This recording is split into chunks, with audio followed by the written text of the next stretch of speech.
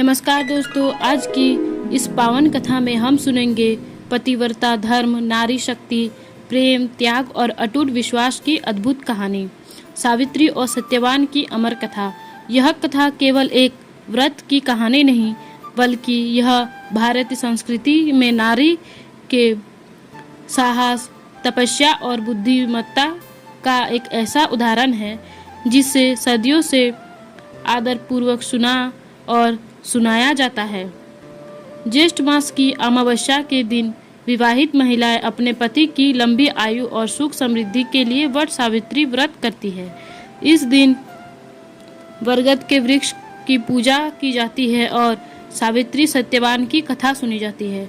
तो आइए श्रद्धा और भक्ति के साथ प्रारंभ करते हैं यह दिव्य कथा। बहुत समय पहले मध्य देश में अक्षपति नामक एक प्रतापी राजा राज्य करते थे। राजा अत्यंत धर्मात्मा, दयालु और प्रजा का पालन करने वाले थे। उनके राज्य में सुख शांति थी, प्रजा प्रसन्न थी, खेतों में हरियाली थी, व्यापार फल फूल रहा था और चारों ओर समृद्धि थी। लेकिन राजा के जीवन में एक बहुत बड़ा दुख था, उनकी कोई संतान नहीं थी। राजा और उनकी रानी दोनों संतान प्राप्ति के लिए अत्यंत व्याकुल रहते थे। समय बीतता गया, लेकिन उन्हें पुत्र या पुत्री का सुख प्राप्त नहीं हुआ। राजा ने अनेक यज्ञ करवाए, दान किए, ब्राह्मणों को भोजन कराया, तीर्थ किए, लेकिन कोई फल नहीं मिला। अंत राजा ने निश्चय किया कि अब वे कठोर तपस्या करेंगे। उन्होंने माता सावित्री देवी की उपासना प्रारंभ की। प्रतिदिन वे हजारों बार गायत्री मंत्र का जाप करते थे। वर्षों तक उन्होंने कठिन व्रत और तप किया। राजा की भक्ति देखकर एक दिन देवी प्रसन्न हुई, दिव्य प्रकाश प्रकट हुआ और आकाशवाणी हुई, राजन, तुम्हारी तपस्या सफल हुई, तुम्हें एक तेजस्वी और महान पुत्री प्राप्त होगी। वो संसार में अपना यश फैलाएगी। राजा अत्यंत प्रसन्न हुए। कुछ समय बाद रानी ने एक सुंदर कन्या को जन्म दिया। उस कन्या का नाम देवी की आशीर्वाद से रखा गया सावित्री। राजकुमारी सावित्री बचपन से ही असाधारण थी। वह अत्यंत सुंदर, तेजस्वी, बुद्धिमान और धार्मिक स्वभाव की थी। उनके मुख पर दिव्य आभा रहती थी। वे देव शास्त्रों का ज्ञान रखती थी। वे माता पिता के सेवा में सदैव तत्पर रहती थी। जैसे जैसे सावित्री बड़ी होती गई, उनका सौंदर्य और तेज चारों ओर प्रसिद्ध होने लगा। अनेक राजकुमार उनसे विवाह करना चाहते थे, लेकिन कोई भी उनके तेज के सामने स्वयं को योग्य नहीं समझता था। राजा अक्षदीप अपने पुत्री के विवाह को लेकर चिंतित रहने लगे। एक दिन उन्होंने सावित्री से कहा, पुत्री, अब तुम्हारे विवाह योग्य आयु हो चुकी है। तुम स्वयं अपने लिए योग्य वर का चयन करो। उस समय स्वयंवर की परंपरा थी। सावित्री ने पिता की आज्ञा स्वीकार की और अपने मंत्रियों तथा सेवकों के साथ योग्य वर की खोज में निकल पड़ी। एक दिन वो वन में भ्रमण करते हुए सावित्री की दृष्टि एक तेजस्वी युवक पर पड़ी। वह युवक लकड़ियां काट रहा था। उसके वस्त्र साधारण थे, लेकिन उसका चेहरा अत्यंत शांत और तेजवायुक्त था। वह युवक का नाम था सत्यवान। सत्यवान वन में अपने अंधे माता पिता के साथ रहते थे। उनके पिता एक राज्य के राजा थे, लेकिन शत्रुओं ने उनका राज्य छीन लिया था। दुख और संघर्ष के कारण वे अंधे हो गए थे। अब वे वन में साधारण जीवन व्यापित कर रहे थे। सत्यवान अपने माता पिता की सेवा करते, जंगल में फल फूल लाते और अत्यंत विनम्रता से जीवन बिताते थे। सावित्री ने जैसे ही सत्यवान को देखा, उनके मन में दृढ़ भाव उत्पन्न हुआ, यही मेरा जीवन साथी है। सावित्री लौटकर महल आई और अपने पिता को सब कुछ बताया। उसी समय महल में देव ऋषि नारद मुनि आए।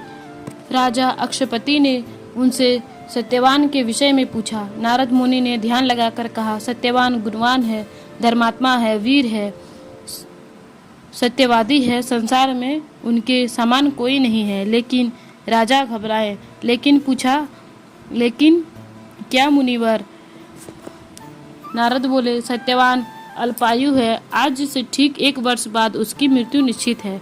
यह सुनकर राजा और रानी अत्यंत दुखी हो गए। राजा ने सावित्री को समझाया, पुत्री तुम किसी और को राजकुमार का चयन करो।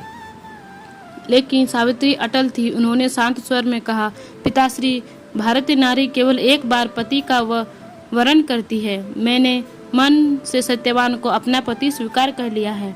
अब मैं किसी और से विवाह नहीं कर सकती। नारद मुनि सावित्री की दृढ़ता देखकर प्रसन्न हुए और उन्होंने कहा, राजन, आपकी पुत्री महान पतिव्रता बनेगी। अंत में राजा ने विवाह की अनुमति दे दी। कुछ समय बाद सावित्री और सत्यवान का विवाह अत्यंत सादगी से संपन्न हुआ। राजमहल की राजकुमारी अब वन में रहने लगी। उन्होंने बिना किसी शिकायत के वन का जीवन अपना लिया। वे अपने सास ससुर की सेवा करती, पति के साथ जंगल जाती, फल फूल एकत्रित करती और सदैव प्रसन्न रहती। लेकिन उनके मन में नारद मुनि की बात लगातार चलती रहती थी। उन्हें ज्ञात था कि सत्यवान की आयु बहुत कम है। दिन बीतते गए, धीरे धीरे वह अंतिम दिन भी निकट आने लगा। जिस दिन सत्यवान की मृत्यु का समय निकट आया, उससे 3 दिन पहले सावित्री ने कठोर व्रत आरंभ किया। उन्होंने अन्न जल त्याग दिया, दिन रात भगवान का ध्यान करने लगे। उनकी सास ने कहा, पुत्री, तुम इतनी कठोर तपस्या क्यों कर रही हो? सावित्री ने विनम्रता से कहा, माता, यह मेरा संकल्प है। 3 दिन तक उन्होंने बिना भोजन किए तप किया। उनका शरीर कमजोर हो गया, लेकिन मन अटल था। अंत में वह दिन भी आ गया जिसे नारद मुनि ने सत्यवान की मृत्यु का दिन बताया था। उस दिन प्रातः काल सत्यवान लकड़ियां काटने जंगल जाने लगे। सावित्री ने कहा, स्वामी, आज मैं भी आपके साथ वन चलूंगी। सत्यवान बोले, तुमने कई दिनों तक व्रत रखा है, तुम बहुत कमजोर हो, वन का मार्ग बहुत कठिन है। लेकिन सावित्री नहीं मानी। सास ससुर की अनुमति लेकर वे सत्यवान के साथ वन की ओर चल पड़ी। जंगल अत्यंत शांत था, पक्षियों का मधुर स्वर गूंज रहा था, हवा धीरे धीरे बह रही थी। सत्यवान लकड़ियां काटने लगे।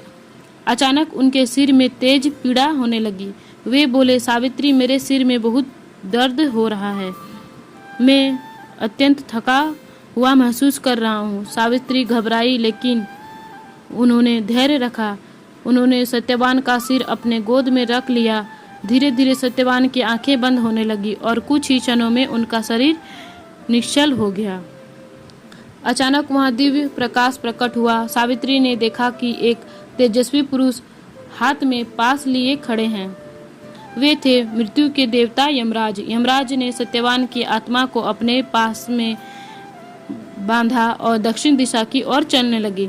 सावित्री तुरंत उनके पीछे चल पड़ी। यमराज ने पीछे मुड़कर कहा, देवी, अब तुम लौट जाओ। यह संसार का नियम है, जो जन्म लेता है उसकी मृत्यु निश्चित है। सावित्री ने विनम्रता से कहा, यमराज, जहाँ तक मेरे पति जाएंगे वहाँ तक मैं भी जाऊंगी। पत्नी का धर्म पति का साथ देना है। यमराज उनकी बात सुनकर प्रभावित हुए। उन्होंने कहा, तुम महान पतिव्रता हो, मैं तुमसे प्रसन्न हूँ। तुम एक बार मांग सकती हो, लेकिन सत्यवान का जीवन नहीं। सावित्री ने कहा, मेरे ससुर अंधे हैं, कृपया उनकी दृष्टि वापस लौटा दीजिए। यमराज बोले, तथास्तु, तुम्हारे ससुर की आंखों की रोशनी वापस आ जाएगी। इतना कहकर वे आगे बढ़ गए, लेकिन सावित्री अभी भी उनके पीछे चलती रही। कुछ दूरी बाद यमराज ने फिर कहा, देवी, अब लौट जाओ। सावित्री बोली, धर्मराजा कभी व्यर्थ नहीं जाता, आपके साथ चलना मेरे लिए सौभाग्य है। यमराज अत्यंत प्रसन्न हुए। उन्होंने कहा, तुम फिर एक वर मांग सकती हो। सावित्री ने कहा, मेरे ससुर का खोया हुआ राज्य उन्हें वापस मिल जाए। यमराज बोले, तथास्तु, तुम्हें उनका राज्य वापस प्राप्त होगा। वे आगे बढ़ गए, लेकिन सावित्री अभी भी पीछे पीछे चलती रही। यमराज ने फिर समझाया, देवी तुम अब लौट जाओ, यह मार्ग मनुष्य के लिए नहीं है। सावित्री बोली, धर्मराजा, धर्म और सत्य का मार्ग कभी कठिन नहीं होता। मैं अपने पति के प्रति कर्तव्य निभा रही हूँ। यमराज उनकी बुद्धिमत्ता और धर्मनिष्ठा से अत्यंत प्रभावित हुए। उन्होंने कहा, एक और वर मांगो। सावित्री बोली, मेरे पिता अक्षपति के कोई पुत्र नहीं है, उन्हें 100 वीर पुत्र प्राप्त हो। यमराज ने कहा, तथास्तु।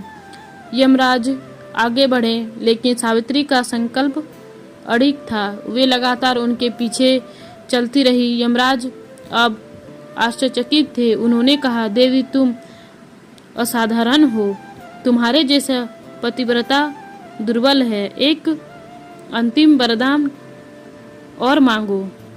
सावित्री ने अत्यंत बुद्धिमानी से कहा, धर्मराज, मुझे सत्यवान से 100 पुत्र प्राप्त हो। यमराज ने बिना सोचे कह दिया, तथास्तु। लेकिन अगले ही क्षण उन्हें अपने भूल का एहसास हुआ। यदि सावित्री को सत्यवान से पुत्र प्राप्त होंगे तो सत्यवान को जीवित होना पड़ेगा। यमराज सावित्री की बुद्धि, प्रेम और पतिव्रत धर्म से अत्यंत प्रसन्न हुए। उन्होंने कहा, देवी तुम्हारी निष्ठा और तपस्या से मुझे पराजित कर दिया है। मैं सत्यवान को जीवनदान देता हूँ। इतना कहकर यमराज ने सत्यवान की आत्मा को मुक्त कर दिया। सावित्री तुरंत उसी वन में लौट आई जहाँ सत्यवान का शरीर पड़ा था। कुछ ही क्षणों में सत्यवान ने आंखें खोल दी। वे बोले, सावित्री, मैं सो गया था क्या? सावित्री की आंखों में आंसू आ गया। उन्होंने भगवान को धन्यवाद दिया। रात तो हो चुकी थी। दोनों वापस आश्रम पहुँचे। उधर आश्रम में चमत्कार हो चुका है। उनके पिता की आंखें की रोशनी लौट आई। कुछ समय बाद शत्रुओं का नाश हुआ और उन्हें उनका राज्य भी वापस मिल गया। राजा अक्षपति को भी उनके पुत्रों की प्राप्ति हुई और आगे चलकर सावित्री और सत्यवान को भी संतानों का सुख प्राप्त हुआ। इस प्रकार सावित्री ने अपने पतिव्रत, तपस्या, बुद्धिमत्ता और अटूट विश्वास से मृत्यु के देवता को भी झुका दिए। कहा जाता है कि जिस वट वृक्ष के नीचे सावित्री ने अपने पति को पुनः प्राप्त किया था, उसी कारण इस व्रत में वट वृक्ष की पूजा की जाती है। बरगद का वृक्ष दीर्घायु, स्थिरता और अखंड जीवन का प्रतीक माना जाता है। इसकी जड़ें जीवन की निरंतरता दर्शाती है। महिलाएं इस दिन वट वृक्ष की परिक्रमा करती है, धागा बांधती है और अपने पति की लंबी आयु की कामना करती है। यह कथा केवल धार्मिक कथा नहीं, बल्कि जीवन के अनेक गहरे संदेश देती है। यदि मन में अटूट विश्वास हो और असंभव कार्य भी संभव हो सकता है। सावित्री ने अपने प्रेम और समर्पण से मृत्यु को भी पराजित कर दिया। सावित्री ने क्रोध या भय नहीं किया। उन्होंने धैर्य और बुद्धिमत्ता से यमराज को प्रसन्न किया। तो दोस्तों, यह थी महान पतिव्रता माता सावित्री और सत्यवान की अमर कथा। यह कथा हमें सिखाती है कि प्रेम केवल भावना नहीं, बल्कि विश्वास, त्याग, साहस और समर्पण का नाम है। सावित्री भारतीय नारी शक्ति का ऐसा आदर्श है जिनका स्मरण सदियों से किया जा रहा है। यदि आपको यह कथा पसंद आई हो तो इसे अपने परिवार और मित्रों के साथ अवश्य साझा करें। जय माता सावित्री। हर हर महादेव।